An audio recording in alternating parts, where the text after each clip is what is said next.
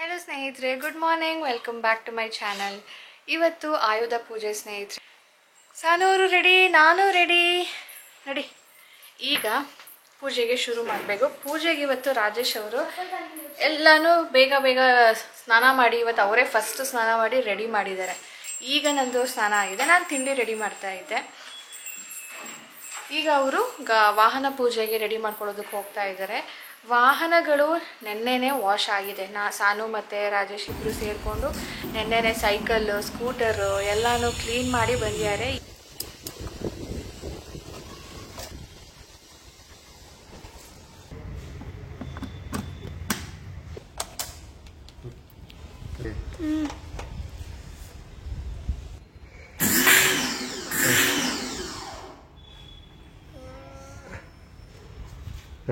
ಮಾಡಿಸೋಣ.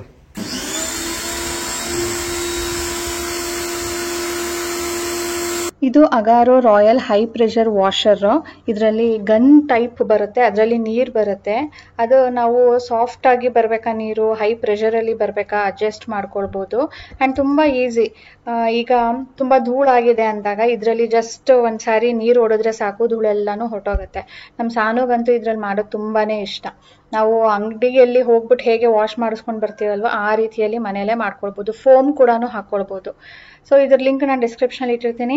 ನಿಮ್ಗೆ ಯಾರಾದರೂ ಇಂಟ್ರೆಸ್ಟ್ ಇದ್ರೆ ಚೆಕ್ ಮಾಡಿ ಸ್ನೇಹಿತರೆ. ಏನಾಗುತ್ತೆ, ಗಾಡಿ ನೆನೆ ತೊಳೆದಿದ್ರು ಕೂಡ ಅದಾದ್ಮೇಲೂ ಯೂಸ್ ಮಾಡಿದ್ವಿ. ಅದಕ್ಕೆ ರಾಜೇಶ್ ಏನಂತ ಇನ್ನೊಂದ್ಸರಿ ತೊಳಿಬೇಕು ಅದನ್ನ ಪೂಜೆ ಮಾಡೋ ಮುಂಚೆ ಅಂದ್ಬಿಟ್ಟು ನೀ ಅಲ್ಲಿ ತನಕ ನಾನು ಪಾರಾಯಣ ಮಾಡ್ಬೇಕಲ್ವಾ. ಸೊ ಪಾರಾಯಣ ಮುಗಿಸ್ಬಿಟ್ಟು ನೀನು ಬಾ, ಒಟ್ಟಿಗೆನೆ ವಾಹನ ಪೂಜೆ ಮಾಡೋಣ ಅಂತ ಹೇಳ್ಬಿಟ್ಟು ಬನ್ನಿ. ಈಗಿನ ಅಪ್ಡೇಟು ಇಷ್ಟು. ಮತ್ತು ನಾನು ಹೇಳಿದ್ನಲ್ಲ ತಿಂಡಿಗೆ ರೆಡಿ ಮಾಡ್ತಾ ಇದ್ದೆ ಅಂತ, ಇವತ್ತು ಇಡ್ಲಿಗೆ ಹಾಕಿದ್ದೆ. ಇಡ್ಲಿ ಜೊತೆ ಚಟ್ನಿ ಆ್ಯಂಡ್ ಸಾಂಬಾರು ಕೂಡ ಮಾಡ್ತಾ ಇದ್ದೀನಿ. ಆ್ಯಕ್ಚುಲಿ ಇವತ್ತು ಮಧ್ಯಾಹ್ನಕ್ಕೆ ಸಾಂಬಾರು ಮಾಡಬೇಕಿತ್ತು, ಸರಿ ಈಗಲೇ ಮಾಡಬೇಡ ಅಂತ ಮಾಡ್ತಾ ಇದ್ದೀನಿ. ಅದಕ್ಕೆ ನಾನು ಎಣ್ಣೆ ಇದು ಆಲಿವ್ ಆಯಿಲು ಡಿಸಾನೋದು ಎಕ್ಸ್ಟ್ರಾ ಲೈಟ್ ಅಂತ ಹೇಳಿಬಿಟ್ಟು, ಇದು ನಾವು ಅಡುಗೆಗೆ ಅಂತ ಯೂಸ್ ಮಾಡುವಂಥ ಆಲಿವ್ ಆಯಿಲು. ಅದ್ರ ಜೊತೆ ಸ್ವಲ್ಪ ಸಾಸಿವೆ, ಬೆಳ್ಳುಳ್ಳಿ, ಈರುಳ್ಳಿ, ಕರಿಬೇವು, ಟೊಮ್ಯಾಟೊ ಇಷ್ಟನ್ನು ನಾವು ಸೊಟೆ ಮಾಡಿಕೊಂಡು ಸ್ವಲ್ಪ ಮ್ಯಾಶಿ ಆಗಬೇಕು. ಅದಕ್ಕೆ ಸಾಂಬಾರು ಪುಡಿ ಹಾಕಿಬಿಟ್ಟು ಸ್ವಲ್ಪ ಹಸಿ ವಾಸನೆ ಹೋಗೋ ತನಕ ನೀರು ಹಾಕಿ ಕುದಿಸ್ಕೊಳ್ಬೇಕು. ಉಪ್ಪು, ಸ್ವಲ್ಪ ಬೆಲ್ಲ, ಇಷ್ಟೇ ನಾನು ಹಾಕೋದು. ಇದು ಅನ್ನಕ್ಕೂ ಚೆನ್ನಾಗಿರುತ್ತೆ ಮತ್ತು ಸಾಂಬಾರು ರೀತಿಯಲ್ಲಿ ಇಡ್ಲಿಗೂ ಕೂಡ ಚೆನ್ನಾಗಿರುತ್ತೆ. ಏನಪ್ಪ ಅಂದರೆ ಹುಳಿ ಸ್ವಲ್ಪ ಜಾಸ್ತಿ ಇರಬೇಕು, ಅದಕ್ಕೆ ಸ್ವಲ್ಪ ಟ್ಯಾಮರಿಂಡ್ ಜ್ಯೂಸ್ ಕೂಡ ಹಾಕ್ಕೊಳ್ತೀನಿ. ತುಂಬ ಈಸಿ ಬಟ್ ತುಂಬ ಡೆಲಿಷಿಯಸ್. ಇವತ್ತು ಟೈಮ್ ಬಂದು 10:30 12 ತನಕ ಚೆನ್ನಾಗಿದೆ. ಅದಾದಮೇಲೆ ಮತ್ತೆ ರಾಹುಕಾಲ ಶುರುವಾಗುತ್ತೆ. ಅದಕ್ಕೀಗ ಇನ್ನು 10 ಗಂಟೆನೂ ಆಗಿರಲಿಲ್ಲ. ಅದಕ್ಕೆ ನಿಧಾನಕ್ಕೆ ಎಲ್ಲನೂ ರೆಡಿ ಮಾಡ್ಕೊಳ್ತಾ ಇದ್ದೀನಿ. ಪೂಜೆಗೆ ರಾಜೇಶ್ ಹೇಳಿದ್ನಲ್ಲ, ಅವ್ರು ಆಲ್ಮೋಸ್ಟ್ ರೆಡಿ ಮಾಡಿದ್ರು. ಜಸ್ಟ್ ಈ ಹೂವು ಒಂದು ಹಾಕಿರಲಿಲ್ಲ, ನಾನು ಅದನ್ನು ಮುಡಿಸ್ತಾ ಇದ್ದೀನಿ. ಅದ್ರ ಜೊತೆ ನಾನು ಇನ್ನು ಹೊಸಲು ಪೂಜೆ ಮಾಡಿರಲಿಲ್ಲ. ನಾನು ದಿನಕ್ಕೆ 2 ಸಾರಿ ಪೂಜೆ ಮಾಡ್ತೀನಿ, ಬೆಳಗ್ಗೆ ಒಂದ್ಸರಿ, ಸಂಜೆ ಒಂದ್ಸರಿ. ಸೊ ಅದನ್ನು ರೆಡಿ ಮಾಡ್ಕೊಳ್ತಾ ಇದ್ದೀನಿ. ಅದರ ಜೊತೆಗೆ ಇನ್ನು ವಾಹನ ಪೂಜೆ ಈಗಲೇ ಮಾಡ್ತೀವಿ, ಸಂಜೆಗೆ ಆಯುಧ ಪೂಜೆ ಮಾಡೋದು. ಸೊ ವಾಹನ ಪೂಜೆಗೆ ಏನೇನೆಲ್ಲ ತೊಗೊಂಡು ಹೋಗ್ಬೇಕೋ ಎಲ್ಲನೂ ಒಂದೊಂದಾಗಿ ತೆಗೆದು ಇಟ್ಕೊಳ್ತಾ ಇದ್ದೀನಿ. ಯೂಶಲಿ ನಾನು ಪೂಜೆ ಎಲ್ಲ ಆದಮೇಲೆ ಈ ಕೆಲಸ ಮಾಡ್ತಾ ಇದ್ದೆ, ಆದರೆ ಇನ್ನು 10:30 ಆಗಿರಲಿಲ್ಲ. ಅದಕ್ಕೆ ಏನು ಮಾಡ್ತಾ ಇದ್ದೀನಿ, ಮೊದಲೇ ಇದನ್ನು ಮಾಡಿಕೊಂಡು 10:30ಗೆ ದೀಪ ಹಚ್ಚೋಣ ಅಂತ ಕಾಯ್ತಾ ಇದ್ದೀನಿ.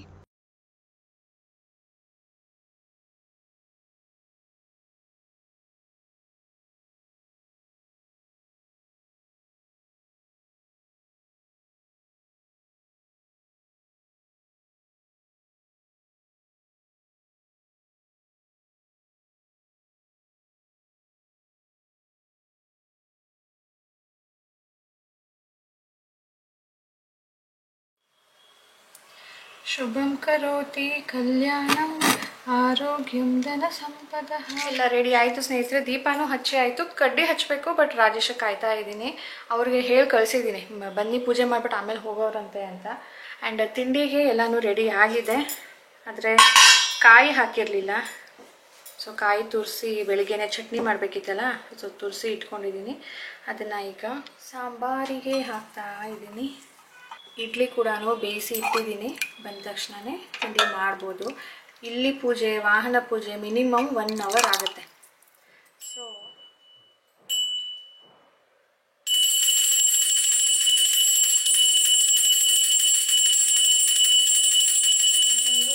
ಆದರೆ ನಾನು ನನ್ನ ತಂದೆ ಹಿಮವಂತನ ಅಪ್ಪಣೆ ಇಲ್ಲದೆ ನಿನ್ನೊಂದಿಗೆ ಬರುವಂತಿಲ್ಲ. ಆದುದರಿಂದ ಹಿಮವಂತನ ಅಳಿಯನಾಗಿ ನನ್ನನ್ನು ಪರಿಗ್ರಹಿಸುವಂತೆ ಅನುಗ್ರಹಿಸು. ನಾನು ಮನೆಗೆ ಹೋಗುತ್ತೇನೆ. ನೀನು ಲೋಕಾರೂಢಿಯಂತೆ ಕನ್ಯೆಯನ್ನು ಸೂಚಿಸಿ ನನ್ನ ತಂದೆಯ ಬಳಿಗೆ ಬರಬೇಕು ಎಂದು ಹೇಳಿದಳು. ಆಗ ಶಿವನು, ಪಾರ್ವತಿ, ನಿನಗಾಗಿ ನಾನು ಖಂಡಿತ ನಿನ್ನ ತಂದೆಯ ಬಳಿಗೆ ಬಂದು ನಿನ್ನನ್ನು ಯಾಚಿಸಿ ಪಡೆಯುತ್ತೇನೆ. ಎಲ್ಲರ ಒಪ್ಪಿಗೆ ಪಡೆದೇ ನಿನ್ನನ್ನು ಭೂಲೋಕದಲ್ಲಿ ನಡೆಸುವ ರೀತಿಯಲ್ಲಿ ವಿವಾಹವಾಗುತ್ತೇನೆ ಎಂದು ಹೇಳಿದನು. ಪಾರ್ವತಿಯು ನಾಚಿ ನಸುನಕ್ಕು, ಕೈಲಾಸನಾಥ, ನಾವು ಇಬ್ಬರೂ ಒಂದೇ, ಆದರೂ ಲೌಕಿಕವಾಗಿ ನಾವು ಬೇರೆ ಬೇರೆ. ನೀನು ನನ್ನ ತಂದೆಯಾದ ಹಿಮವಂತನಲ್ಲಿಗೆ ಬೇಗ ಕನ್ಯಾರ್ಥಿಯಾಗಿ ಬಂದು ನನ್ನನ್ನು ವಿವಾಹವಾಗುವುದಾಗಿ ತಿಳಿಸು. ಇದರಿಂದ ನನ್ನ ತಂದೆಗೂ ಸಂತೋಷ ಉಂಟಾಗುತ್ತದೆ ಎಂದು ಹೇಳಲು ಶಿವನು ಒಪ್ಪಿ ಅದೃಶ್ಯನಾದನು. ಪಾರ್ವತಿ ಸಂತೋಷದಿಂದ ಭಗವತಿ ಹೇ ಶಿತಿ ಕಂಟಕ ಕುಟುಂಬಿನಿ ಭೂರಿ ಕುಟುಂಬಿನಿ ಭೂರಿ ಕೃತೆ ಜಯ ಜಯ ಹೇ ಮಹಿಷಾಸುರಮರ್ದಿನಿ ರಮ್ಯಕಪರ್ದಿನಿ ಶೈಲಸುತೆ ಸುರವರ ವರ್ಷಿಣಿ ರೋಷಿಣಿ ದಿತ್ತಿ ಸುತ ರೋಷಿಣಿ ಶೋಷಿಣಿ ಸಿಂಧುತೆ ಜಯ ಜಯ ಹೇ ಮಹಿಷಾಸುರ ಮರ್ದಿನಿ ರಮ್ಯಕ ಪರ್ದಿನಿ ಶೈಲಸುತೆ. ಮಹಿಷಾಸುರ ಮರ್ದಿನಿ ಸ್ತೋತ್ರಂ ನಾನು ಇಷ್ಟೊತ್ತು ಓದಿದ್ದು. ಅದು ತುಂಬ ಉದ್ದ ಇದೆ. ಬುಕ್ಕಲ್ಲಿ ಹಿಂದಗಡೆ ಪೇಜಲ್ಲಿ ಕೊಟ್ಟಿರ್ತಾರೆ. ಸೊ ಸ್ವಲ್ಪ ಅವಳು ಓದಿದ್ಲು, ಆಮೇಲೆ ಈಗ ನಾನು ಓದ್ತಾ ಇದ್ದೀನಿ. ಫುಲ್ಲು ಓದ್ತೀನಿ ಇವತ್ತು. ಫುಲ್ಲು ಓದ್ಬಿಟ್ಟು ಮುಗಿಸ್ಬಿಟ್ಟು ನಾನು ವಾಹನ ಪೂಜೆಗೆ ಹೊರಡ್ತೀನಿ. ಸೊ ನಾವು ಇದೇ ನವರಾತ್ರಿಯಲ್ಲಿ ಹೊಸ ಗಾಡಿ ತಗೊಂಡ್ವಿ, ಹೊಸ ಸ್ಕೂಟರು. ಇದು ಬಂದು TVS Jupiter 113cc drum alloy with smart connection. ಇದಕ್ಕೆ ನಮಗೆ ದುಡ್ಡಾಗಿದ್ದು 1,07,000. ಇದರಲ್ಲೇನೆ ಬೇಸಿಕ್ ಅಂದರೆ 97 ಶುರು ಆಗುತ್ತೆ, 97,000 ಅದಾದಮೇಲೆ ಡ್ರಮ್ ಅಲಾಯ್ ಅಂದರೆ ವೀಲ್ ಚೇಂಜ್ ಇರುತ್ತೆ. ಜಸ್ಟ್ ಡ್ರಮ್ ಅಂದರೆ ಒಂದು ರೇಟು, ಡ್ರಮ್ ಅಲಾಯ್ ಅಂದರೆ ಒಂದು ರೇಟು, ಡ್ರಮ್ ಅಲಾಯಲ್ಲಿ ಸ್ಮಾರ್ಟ್ ಕನೆಕ್ಟ್ ಅದು ಒಂದು ರೇಟು. ಈ ಥರ ಬೇರೆ ಬೇರೆ ಡಿಫ್ರೆಂಟು. 97 ಶುರು ಆಗಿಬಿಟ್ಟು ನಮ್ದೀಗ 107 ಆಗಿದೆ. ಇನ್ನು 125cc ತಗೊಳ್ಳಿ ಅಂತ ಹೇಳಿದರು. ಬಟ್ ರಾಜೇಶ್ ಬೇಡ ಕಣೋ, ಅದು ಸ್ವಲ್ಪ ಹೋಗ್ತಾ ಹೋಗ್ತಾ ಅದರ ಮೈಲೇಜ್ ಡಿಫ್ರೆನ್ಶಿಯೇಟ್ ಆಗುತ್ತೆ, ನಮಗೆ ಇಷ್ಟೇ ಸಾಕು, ನಮಗೆ ಅಷ್ಟೊಂದು ಪವರ್ಫುಲ್ ಬೇಡ ಅಂದ್ಬಿಟ್ಟು ನಾವು ಈಗ ಇದನ್ನು ತಗೊಂಡಿದ್ವಿ. ಇನ್ನು ನಂಬರ್ ಪ್ಲೇಟೇ ಬಂದಿಲ್ಲ ಸ್ನೇಹಿತರೆ. 2-3 ದಿನದಲ್ಲಿ ಬಂದ್ಬಿಡುತ್ತೆ ಅಂತ ಹೇಳಿದರು. ಬಟ್ ಯಾಕೋ ಗೊತ್ತಿಲ್ಲಪ್ಪ, ಇನ್ನೂ ಬಂದಿಲ್ಲ. ನಾನು ಇನ್ನು ಸ್ಕೂಲಿಗೆ ತೊಗೊಂಡೋಗ್ಬೇಕು. ಸಾನುಗೆ ಸ್ಕೂಲ್ ಶುರು ಆಗೋದ್ರಲ್ಲಿದೆ. ಅಲ್ಲಿ ತನಕ ಬಂದರೆ ಸಾಕಾಗಿದೆ. ತೊಗೊಂಡಿದ್ದ ದಿನ ಮನೆಗೆ ಓಡಿಸ್ಕೊಂಡು ಬಂದಿದೆ ಅಷ್ಟೇ. ಅದಾದಮೇಲೆ ತೆಗ್ದೇ ಇರಲಿಲ್ಲ. ನೋಡಬೇಕು ಈಗ. ಮೊದಲನೇದು ನನಗೆ ಏನು ಅದು TVS ಇದ್ದಿದ್ದು ಸ್ಟ್ರೀಕ್ ಲೈಟ್ ವೆಯ್ಟ್ ಇತ್ತು. ತುಂಬ ಭಾರ ಅಥವಾ ತುಂಬ ಲೈಟ್ ವೆಯ್ಟ್ ಅನ್ನೋ ಥರ ಇರಲಿಲ್ಲ. ಬಟ್ ಇದು ಅದಕ್ಕಿಂತ ಸ್ವಲ್ಪ ಭಾರ ಇರುತ್ತೆ. ನೋಡಬೇಕು ಹೇಗೆ ಮ್ಯಾನೇಜ್ ಮಾಡ್ತೀನಿ ಅದನ್ನು ಅಂತ. ಹೇಗೆ ಇದ್ರೂ ಮಾಡಲೇಬೇಕು, ಯಾಕಂದರೆ ತೊಗೊಂಡಾಗಿದೆ. ಆ್ಯಂಡ್ ಯಾವುದೇ ಬೇರೆ ತೊಗೊಳೋದಕ್ಕೋದ್ರೂ ಇದೇ ರೇಂಜಲ್ಲಿ ವೆಯ್ಟ್ ಸಿಗತ್ತೆ. ಅದೇ ಈ ಸ್ಟ್ರೀಕ್, ಪೆಪ್, ಜೆಸ್ಟ್ ಆದರೆ ಸ್ವಲ್ಪ ಕಡಿಮೆ ಇರುತ್ತೆ. ಬಟ್ ಈಗ ಸ್ಟ್ರೀಕ್ ಆಗಲಿ ಪೆಪ್ ಆಗಲಿ ಸ್ವಲ್ಪ ಪ್ರೊಡಕ್ಷನ್ ಕಡಿಮೆ ಆಗಿಬಿಟ್ಟಿದೆ. ನಾವು ಸ್ಮಾರ್ಟ್ ಕನೆಕ್ಟ್ ತೊಗೊಂಡಿದ್ದು ಮತ್ತು ಈ ಜುಪಿಟರ್ಗೆ ಹೋಗಿದ್ದಕ್ಕೆ 2 ರೀಸನ್ ಇದೆ. ಏನಪ್ಪ ಅಂದರೆ ಇದರಲ್ಲಿ ಹೆಲ್ಮೆಟ್ ಇಡೋ ಸ್ಪೇಸ್ ತುಂಬ ದೊಡ್ಡದಾಗಿದೆ. ಮತ್ತು ಸ್ಮಾರ್ಟ್ ಕನೆಕ್ಟ್ ಅಂದರೆ ಮ್ಯಾಪನ್ನು ನಾವು ಡೈರೆಕ್ಟ್ ಗಾಡಿಯಲ್ಲೇ ಹಾಕಿ ಬಿಡ್ಬೋದು. ಇನ್ಸ್ಟೆಡ್ ಮೊಬೈಲ್ ನೋಡ್ತಾ ಇರಬೇಕು, ಹಿಂದೆ ಒಬ್ಬರು ಗೈಡ್ ಮಾಡಬೇಕು ಅನ್ನೋ ಥರ ಇರಲ್ಲ. ಆ್ಯಂಡ್ ಇದು ಡಿಜಿಟಲ್ ಮೀಟರ್, ಬೇರೆದು ನಿಮಗೆ ಬೇಸಿಕಲಿ ಡಿಜಿಟಲ್ ಮೀಟರ್ ಬರೋದಿಲ್ಲ. ಸೊ ಅದಕ್ಕೆ ದುಡ್ಡು ಕಡಿಮೆ ಇರುತ್ತೆ.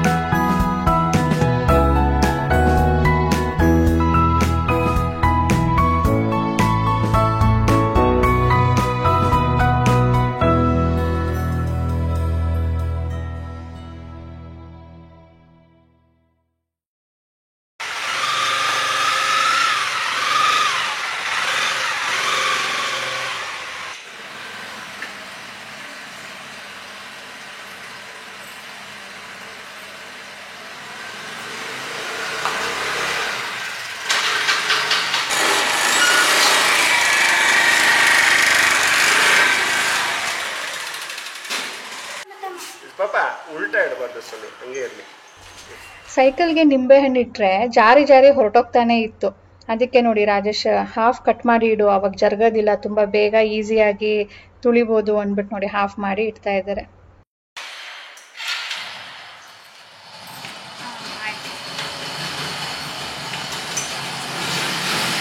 ನಮ್ಮ ಸಾರು ಸ್ಕೂಟರ್ಗೂ ಮಾಡ್ತಾ ಇದ್ದಾವೆ ಪೂಜೆ.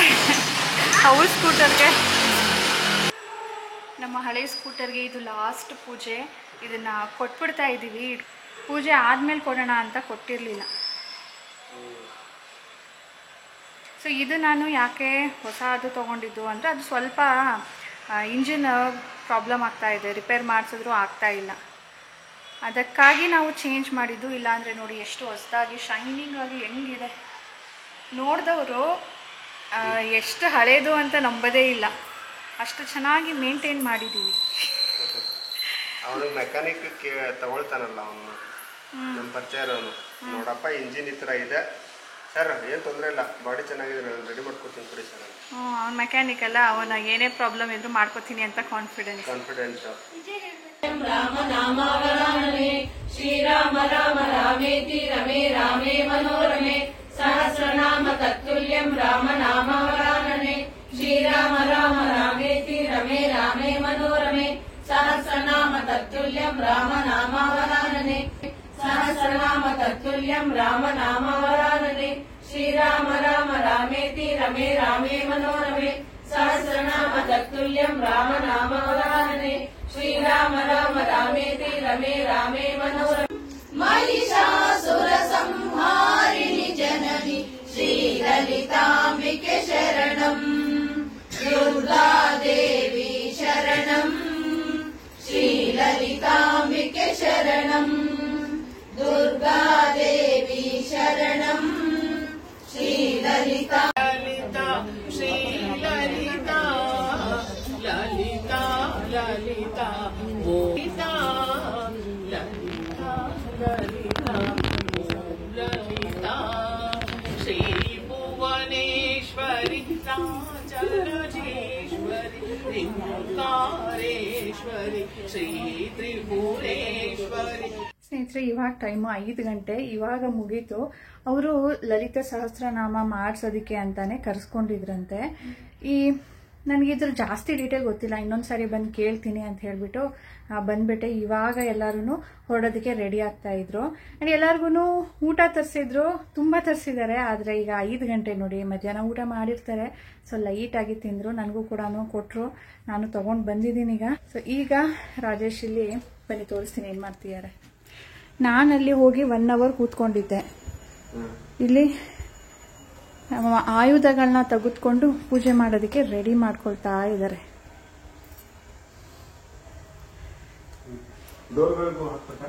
ಹಾಕಿ ವರ್ಷೆ ಆಗಿದೆ. ಇದು ಮೇನ್. ಇದು ಬಿಟ್ಟು ರಾಜೇಶ್ ರೆಗ್ಯುಲರ್ ಆಗಿ ಯೂಸ್ ಮಾಡೋದು. ಇದನ್ನೇನು ರೆಗ್ಯುಲರ್ ಆಗಿ ಮಾಡ್ತೀರಾ? ಹೊಸದು ತಂದಿರೋದಲ್ವಾ? ಹಾಂ,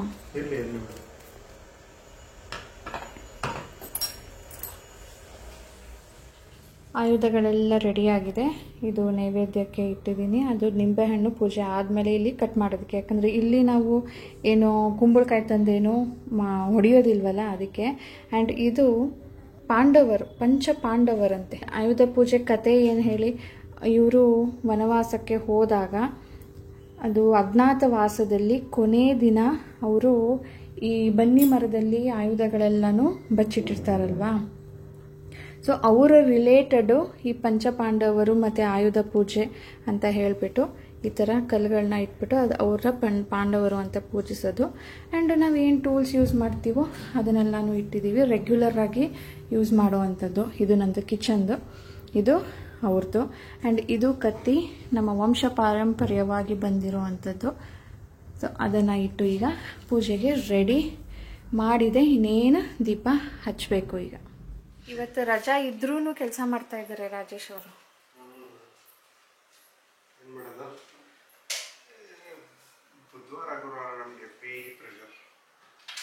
ನೋಡಿ, ಬುಧವಾರ ಗುರುವಾರ ಕೆಲಸ ಜಾಸ್ತಿ ಇರುತ್ತೆ. ಇವತ್ತು ಹಾಲಿಡೇ ಸಿಕ್ಬಿಟ್ಟಿದೆ, ಆದರೂ ಬಿಡ್ತಾ ಇಲ್ಲ ಅವರು.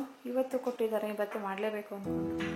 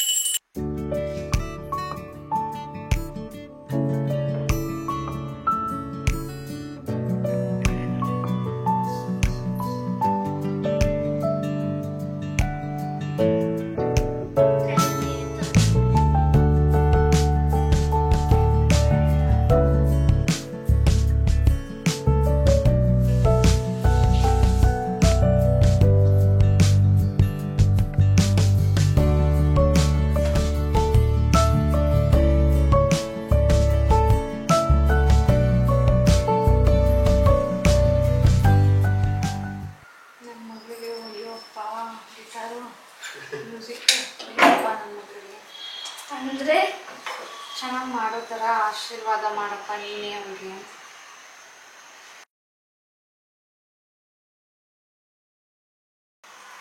ಹೊಸದಕ್ಕೆ ಮಾಡೇ ಇಲ್ಲ.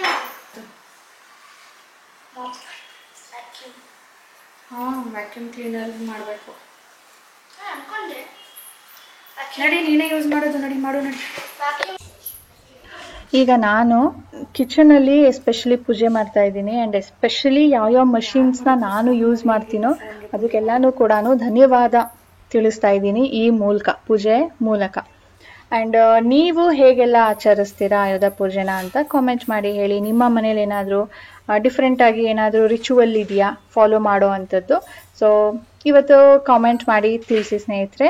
ಇದರೊಂದಿಗೆ ಇವತ್ತಿನ ವ್ಲಾಗ್ ಕೂಡ ಎಂಡ್ ಮಾಡ್ತೀನಿ. ಸಿಗೋಣ ಮುಂದಿನ ವ್ಲಾಗ್ನೊಂದಿಗೆ. ಅಂಟಿಲ್ ದೆನ್ ಇವತ್ತಿನ ವಿಡಿಯೋ ಇಷ್ಟ ಆಗಿದೆ ಅಂತ ನನಗೆ ತಿಳಿಸೋದಕ್ಕೋಸ್ಕರ ಲೈಕ್ ಬಟನ್ನ ಕ್ಲಿಕ್ ಮಾಡಿ.